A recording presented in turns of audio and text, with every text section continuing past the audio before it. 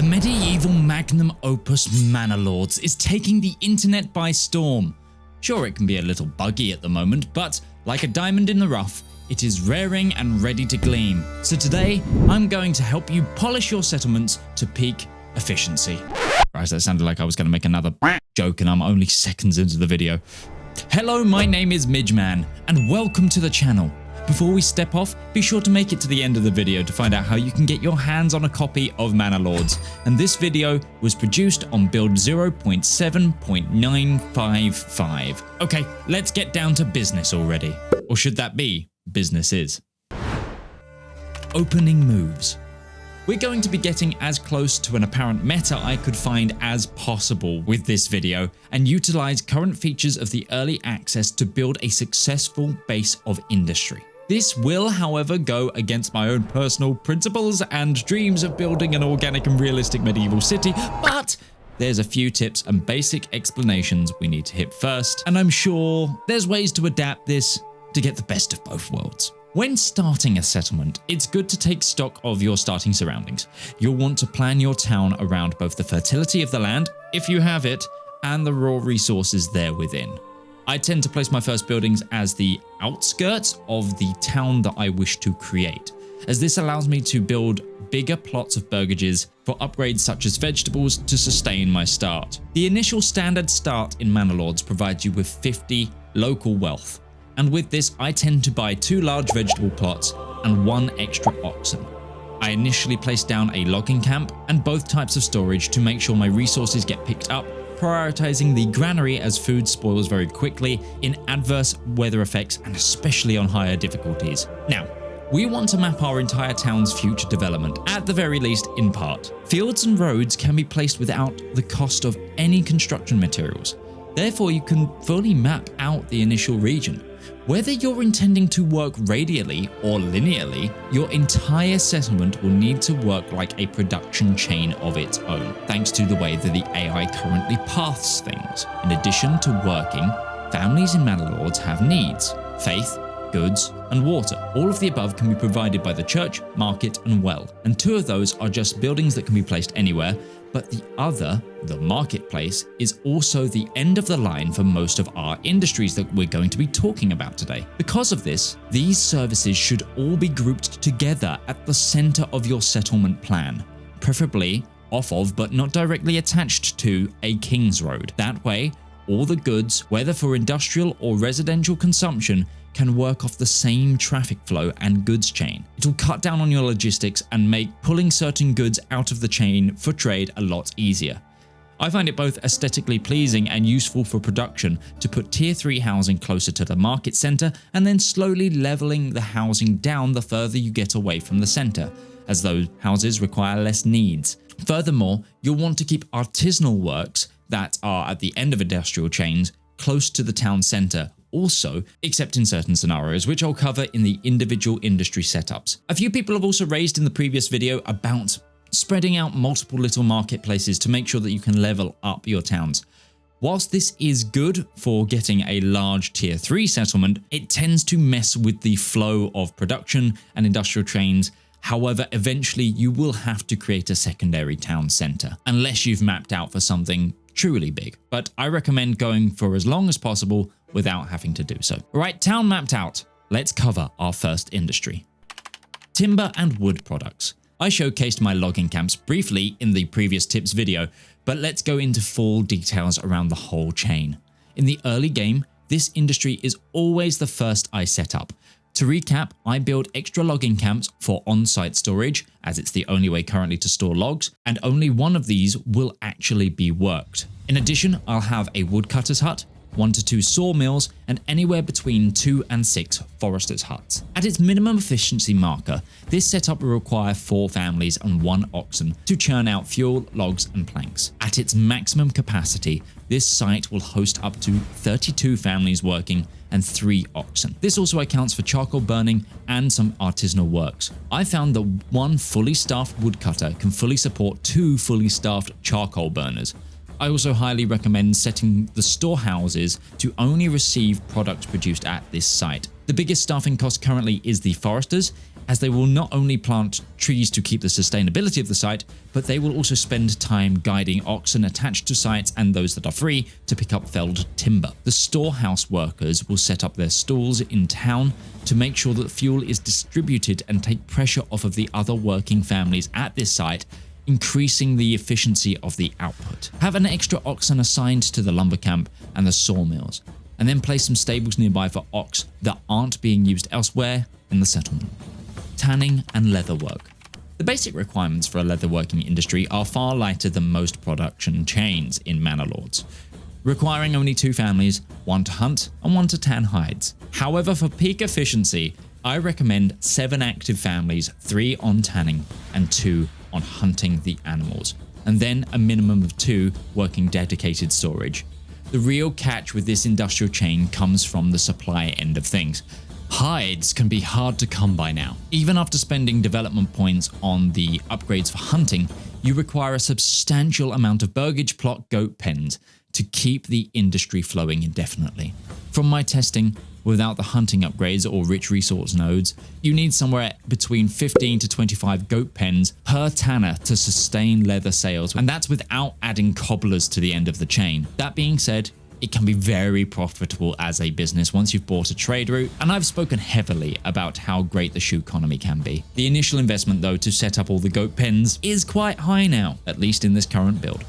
Farming. Getting agriculture right is difficult. For all its beauty and its excellence, in the current build of the Early Access, farming is a little clunky. They're moving in herds. They do move in herds. So managing it well is key. The basic setup is 2 families set on farms, 1 on the windmill and another on the bakery. As I mentioned before, you can place the fields way ahead of time to map out the town. This is the most important industry when it comes to location and placement, not only because fertility can be limited, but because it interacts with the most important supply chain, food. Placement of the windmill is also key, as you want it to be housed in a location as close to 100% efficiency as possible. At said location, I like to place 2 granaries and the communal ovens. Wherever you're placing your processing area, it needs to be somewhere between the marketplace and the farms themselves to keep that linear flow of the production line. At its maximum, I like to build 4 farmhouses, 2 of which are staffed by only farmhands and 2 of which are staffed with the oxen upgrade as well. I'll also set half of the group to low priority threshing and the other to high priority. As a note, in the current build, threshing resets every time you load the game, so you may need to micro the priority. At its maximum, the farming setup I have in this build had 53 families working it, with 2 oxen. The layout offers a direct traffic flow from source to shelf. The main issue in the current build is the herding of farm workers. In theory, each family should be able to work around 1 to 0.75 Morgans worth of farm field effectively. However, they all path to the same task before they move on. So the field ceiling, no matter the amount of workers, seems to be about 10 Morgans right now. This can get even slower if you have the oxen, as they would begin to walk at the same speed as the oxen, even if they're not assigned to controlling it, but they locate from the same farm. I also like to include sheep farming in my fields with the fence up perk, as it allows you to double up on the land usage and increase the fertility at the same time, effectively giving you 2 industries for the price of 1 and a bit, but we'll talk about that a little bit later. Trade. The most important part of setting up an efficient trading post is to, unlike most of the structures, build the main buildings directly on the King's Road, preferably as close to the map edge as possible, without being too far from your settlement. If that fails, as close to the edge of your town as possible. You can get trade going with as little as 1 family working it.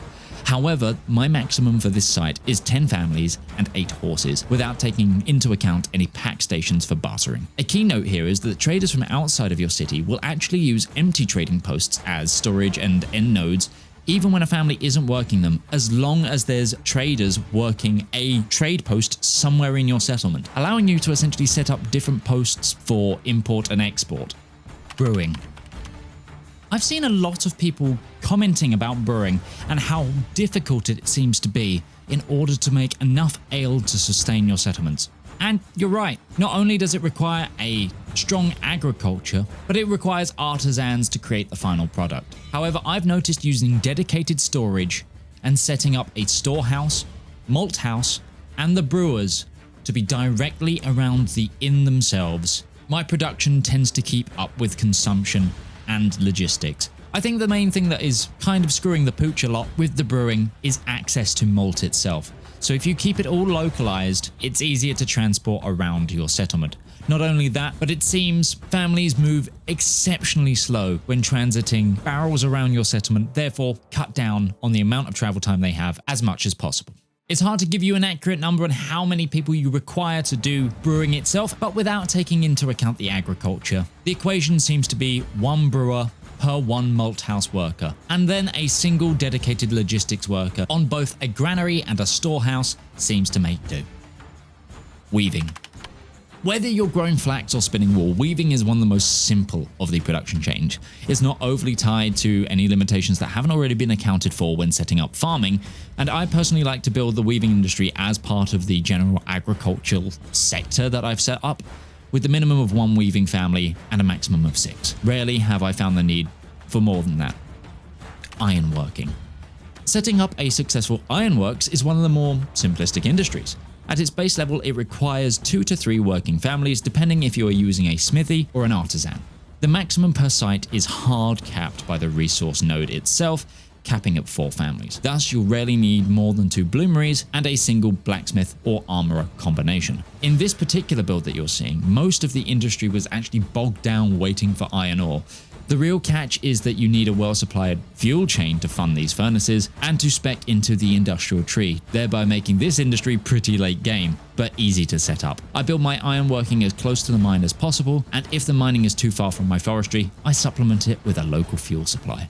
Well, that's it. That's all we've got time for in this video. I know there's a few industries that weren't included in this video, but that's because I've deemed them too small, or they doubled up with some of the same logic as these key industries that I covered. The main thing to remember is that with all industries, you need to think about the pathing more than anything. For example, if you're adding dye to your industry line between tailoring and, say, weaving, you'll want to make sure that the dye works is somewhere equally in between and they have a shared dedicated storehouse, so it's just added to the chain. As long as you can get a good flow within your city, you should be fine at the end of the day. And if you need more tips to get you started, rather than an industry nitty-gritty, please check out the video appearing in the top right corner right now. Furthermore, if you leave a comment over there, you might actually be in with a chance of winning a copy of Manor Lords, or an equivalent Steam gift card. There's 5 up for grabs, and I'm changing the rules slightly from the previous video because it was kind of a half joke, and I realized how hard it might be to get to it. So let's capitalize on success, eh? To celebrate my first video hitting 100k views ever, I'm going to be giving away a copy in the comments right now. So head over to the pinned comment on that said video to be in with a chance of winning. I'll also unlock another copy to give away every 50k views here or over there. Or if we get to that 15k subscriber mark by the end of May, I'll drop all 5 copies. And finally, thank you so much for trusting me with your eyeballs today, and I'll see you in the next video. Remember to subscribe if you haven't already, and remember that the best way to help this video go the extra distance and to unlock those copies is to leave a comment down below. And if you don't have any tips of your own to add, just leave an emoji. You'll be surprised at how much that helps. Wow, wasn't that fantastic? You've just had the utmost imponderable joy of watching a Midgeman video. Thank you to my editors Foxy and Dax for being absolutely wonderful cherubs and helping make all of this content. And thank you to the channel members. You know who you are, you wonderfully sexy toast people you are. Why not check out this video? It's been picked for you by the YouTube algorithm. Goodbye!